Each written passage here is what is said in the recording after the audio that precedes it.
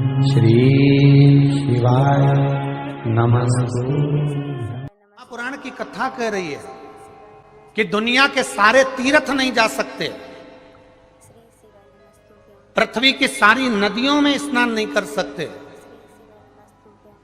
पवित्र नदियों में आप स्नान नहीं कर सकते, या किसी भी तीर्थ में जाकर एक रात्रि भी विश्राम नहीं कर सकते, या हमने जिंदगी में कोई दान करा ना करा, कोई पुण्य करा ना करा, कोई सत्कर्म करा ना करा, कोई शास्त्र पढ़ा ना पढ़ा, कोई शास्त्र सुना ना सुना, उसके बाद भी शिव महापुराण की कथा कहती है कि एक दिन में अगर मात्र एक बार भी आप शंकर के शिवालय में प्रवेश कर गए या मंदिर में प्रवेश कर गए तो सारे तीर्थ, सारी नदियां, सारे सरोवर, सारी बावड़ी, सारे तालाब, सारे कुंड के स्नान का पुण्य, दान का पुण्य प्राप्त हो जाता है, केवल शिव तत्व को प्राप्त कर लेने। शिव महापुराण की कथा कह रही है कि घर में जो दिया होता है वो दीपक भी कोई साधारण नहीं होता,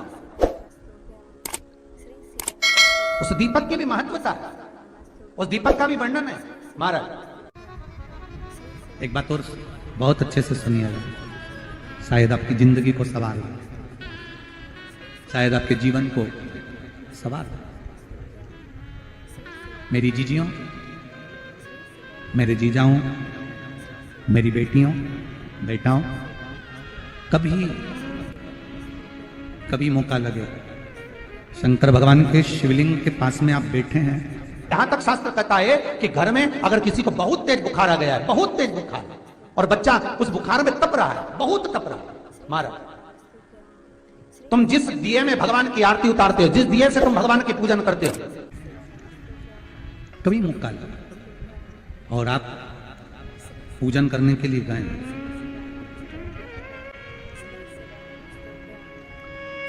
कभी पूजन करने के लिए, और आपको शंकर भगवान के शिवलिंग के पास में या शंकर भगवान के शिवलिंग के ऊपर कनेर का अगर पीला फूल देखा है ना आप लोगों ने, अरे बोलो तो जमके, देखा है? कनेर का यदि पीला फूल शिवलिंग के आसपास में या शंकर भगवान के ऊपर कहीं रखा हुआ भी दिख जाए, विषम परिस्थिति हो, बहुत हिम्मत ना हारते हो, तभी भगवान अकेले में एकांत में आप पहुंचे उनके पूजन के लिए, कनेर का पुष्प वहां रखा है, चाहे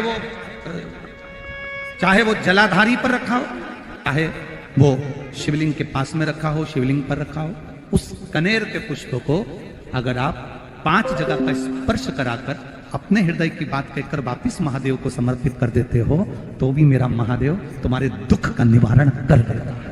अब वो 5 स्थान, वो 5 स्थान, पहला गणेश जी, गणेश जी का जो स्थान होता है वह जगह, दूसरा षडानंद कार्तिक, तीसरा अशोक सुंदरी वाला स्थान, चौथा जलाधारी जो ऊपर से बूंद बूंद जल नीचे गिरा रही है, जया, विषहरा, शामली बारी, दौतली, देव, शंकर जी की 5 बेटियों का, और 5वें नंबर का है शंकर भगवान के, जो कैसे वर्णन किया जाए, त्रिशूल के 3 भाग होते हैं। करें दर्शन आप लोगों ने, ये से सामने त्रिशूल लगा है, इस त्रिशूल के ऊपर देखेंगे तो 3 भाग दिख रहे हैं, नजर आ रहे हैं सबको? त्रिशूल का जो 3 भाग होता है, उस 3 भाग का जहां ज्वाइंट होता है, जहां मिलता है, एक जगह पर देखो तीनों भाग एक जगह पर मिले हुए, 3 भाग का जहां मिलन होता है, 5वां स्थान, ये 5वां स्थान, यहां पर स्पर्श कराकर शिवलिंग पर अपनी कामना कर कर श्री शिवाय नमस्तुभ्यम कहकर, बाबा से अपने मन की बात कहकर जो समर्पित कर देता है, हम 3 महीना भी नहीं कहेंगे, हम तो कहेंगे अगर ज्यादा दुख है 3 दिन इंतजार करना, मेरा बाबा उस दुख को मिटाएगा। 3 महीना बहुत दूर, पर करना है दिल से।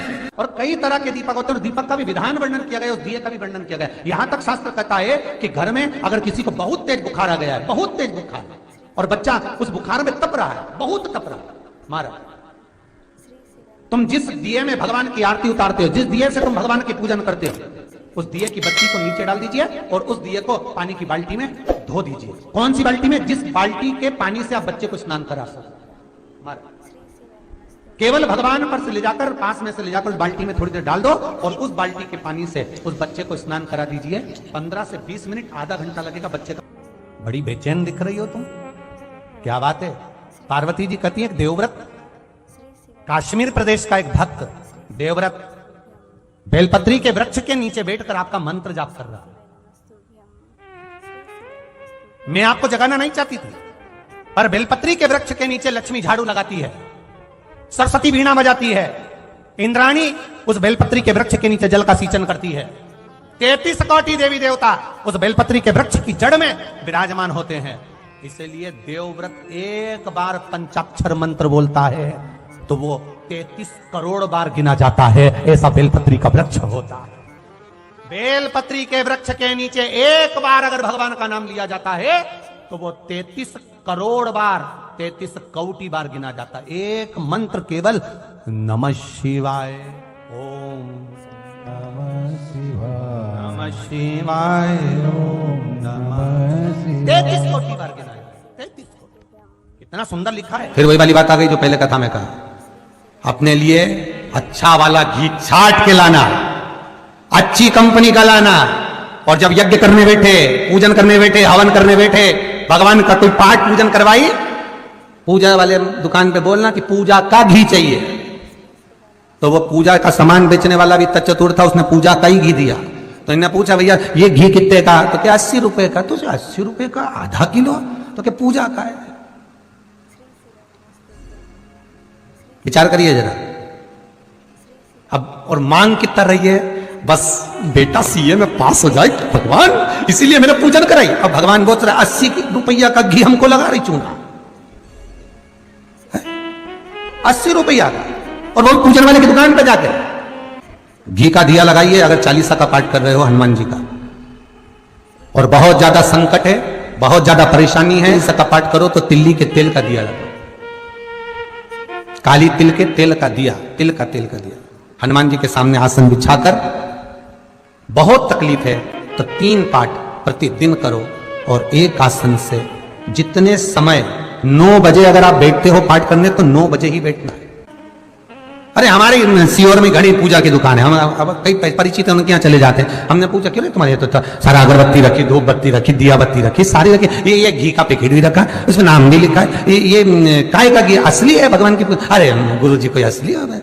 बस घी है, उसमें लिखा है शुद्ध घी। तो शुद्ध घी तो लिखा है, पर ये कितने का है? 65 रुपए का डब्बा है। हमने कितने किलो का? आधा किलो का। हमने कहा वाह, काय के लिए होता है? क्या लोग लेके जाते हैं हवन पूजन के लिए? हमने भी सोचा वाह रे विश्वनाथ वाह, क्या किए? एक बंगला बना दो भोलेनाथ, सर्विस लग जाए भोलेनाथ, फिर के बहू को छोरा हो जाए भोलेनाथ। अब भोलेनाथ जी से पूछा ये देते क्यों नहीं? तो भगवान भी बोले बस वो पूजा वाली दुकान का 80 रुपए में काम चला रही है और ढेरों का मांग रही। अब बताओ, तुम सोचो कि भगवान क्यों प्रसन्न नहीं हो रहा। मेरा निवेदन केवल इतना सा है, तुम भगवान को लाखों का मत दो, करोड़ों का मत दो। भगवान कभी आकर नहीं बोलेगा कि मुझे करोड़ों का रुपया देना, भगवान कभी आकर नहीं बोलता कि मुझे लाखों का धन देना, भगवान कभी आकर नहीं कहता कि मुझे आभूषण देना, भगवान कभी आकर नहीं कहता कि मुझे वस्त्र देना। भगवान केवल एक बात कहता है कि तुम अपना दिल देना, अपना मन देना, चित्त वृत्ति देना। तुम अपना मन तो दो, अपना भाव, अपना दिल, अपनी वृत्ति, अपना चित्त भगवान को दो। पर महाराज वही तो नहीं दे पाते, दिक्कत तो वही है ना, सबसे बड़ी बात तकलीफ तो यही। लोग कहते हैं कि शंकर भगवान को केवल व्यक्ति एक बेलपत्र देता है, एक लोटा जल देता है, पर पद्म पुराण, अग्नि पुराण, स्कंद पुराण, कूर्म पुराण, ब्रह्मविवर्त पुराण, जिनके अंदर लिखा है एक बेलपत्र हम शिव को देते हैं, शंकर भगवान को एक बेलपत्र देना उतना ही बलवान है जैसा एक शालिग्राम भगवान को सोने के सिंहासन पर रखकर किसी ब्राह्मण को हम जब दान करते हैं उसके बराबर एक बेलपत्र शिव को चढ़ाने का फल प्राप्त हो जाता है।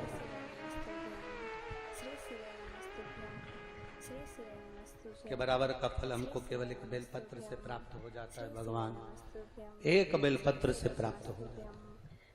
पूजन करते समय तुलसी को जल चढ़ाते समय, अभिषेक पूजन करते समय, घर में आप पूजन कर रहे हैं उस समय पर तुलसी को जल चढ़ा रहे हो, उस समय पर पीपल की पूजन कर रहे हो, उस समय पर बेलपत्री का पूजन कर रहे हो, उस समय पर आंवले का पूजन कर रहे हो, उस समय पर या कोई पूजन भजन आप कर रहे हैं उस समय पर दरवाजे पर अगर 3 सामने खड़े हो जाते हैं तो ये समझ लेना कि आपकी पूजा को भगवान ने स्वीकार कर लिया।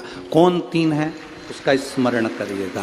पहला, पूजन करते समय, भगवान की आराधना करते समय अंदर मंदिर में अपने घर में बैठकर आप भगवान निहला रहे हैं, भगवान की पूजन कर रहे हैं, अर्चना कर रहे हैं, सेवा कर रहे हैं, माला जाप कर रहे हैं, पूजन अर्चना कर रहे हैं, तुलसी को जल चढ़ा रहे हैं, उस समय पर 3 का दर्शन अगर आपको हो जाता है, आपके दरवाजे पर अगर आ जाते हैं तो आपका समझ लेना पूजा स्वीकार हो गया। पहले नंबर पर पूजन करते समय दरवाजे पर गौ माता आकर खड़ी हो जाए, समझ लो तुम्हारा पूजन सफल हो गया। आप पूजन कर रहे हैं अंदर से, गाय रंभा रही है, आप पूजन कर रहे हैं अंदर से, गौ माता गौमूत्र कर रही है, आप पूजन कर रहे हैं अंदर से, गौ माता गोबर कर रही है, आप पूजन कर रहे हैं अंदर से और गाय दरवाजे पर आकर खड़ी हो गई। तुम्हारी अर्चना में, तुम्हारी आराधना में, तुम्हारी साधना में गौ माता तुम्हारे सामने आकर खड़ी हो जाए। पूजन के समय पर अचानक आकर तुम्हारे द्वार पर, तुम तुलसी को जल चढ़ा रहे हो, तुम्हारे दरवाजे पर आ जाए। और मेरा विश्वास कहता है, यहाँ जितनी मेरी जीजियां बैठी हैं, यहाँ जितने मेरे जीजा बैठे हैं, ये मेरा विश्वास कहता है आपके साथ कभी ना कभी ये जरूर हुआ होगा, पूजन के समय पर गौ माता का दर्शन होता ही, ये मेरा विश्वास कहता है। और ये कब होता है? जिस दिन आपका चित्त, मन, वृत्ति भगवान में रमी हो। चाहे तुम राम जपो, हनुमान जपो, शिव जपो, तुम्हारी मर्जी पड़े वो जपो। तुम देवी की भी पूजन कर रहे हो, किसी की देवता की पूजन कर रहे हो, कुल देवता की पूजन कर रहे हो, दिल से कर रहे हो, तो ये 3 का अगर दर्शन हो जाए तो कार्य सफल है। पहला, जम के बोलो, गौ माता। दूसरे नंबर पर हमारे यहाँ हम पूजन में लगे हुए हैं, आराधना में लगे हुए हैं, भगवान की अविरल भक्ति में लगे हुए हैं, भगवान की पूजन, आराधना और भक्ति में हम तल्लीन हैं। और दूसरे नंबर पर उस पूजन करते समय पर तुम्हारे घर की बहन बेटी तुम्हारे दरवाजे पर आ जाए तो समझ लो पूजन सफल हुआ है। क्या बहन बेटी के आने से पूजन सफल हो सकता है?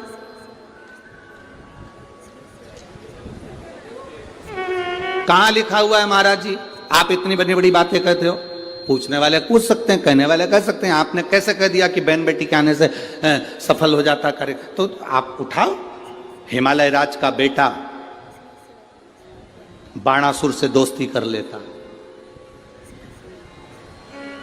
माता पार्वती का भाई बाणासुर से दोस्ती कर लेता है, और दोस्ती कर लेता है तो उसके चुंगल में फंस जाता है, बाणासुर के चुंगल में भाई संकट में आ जाता है।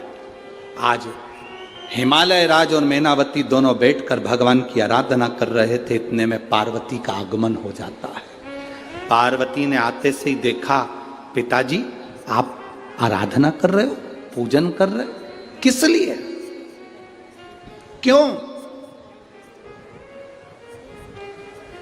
मैनावती ने कहा तेरा भाई संकट में घिरा हुआ है। पार्वती ने कहा क्यों चिंता करते हो, क्यों चिंता करते हो?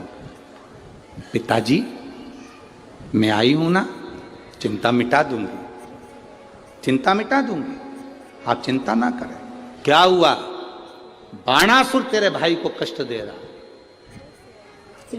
बेटी पार्वती ने संकल्प ले लिया, उस बाणासुर का अंत मैं करूंगी। ना भगवान ब्रह्मा बाणासुर को मार सके, ना भगवान कृष्ण बाणासुर को मार सके। बाणासुर की कन्या भगवान कृष्ण के पास में, वहां उनके पौत्र के पास में गई, भगवान कृष्ण का युद्ध बाणासुर के साथ हुआ, 1000 भुजा, तो बाणासुर को भगवान कृष्ण नहीं मार सके। बाणासुर को न नारायण मार सके, न ब्रह्मा मार सके, बाणासुर को न शंकर मार सके, क्योंकि शिव ने तो वर दिया था, बाणासुर को केवल मारा है।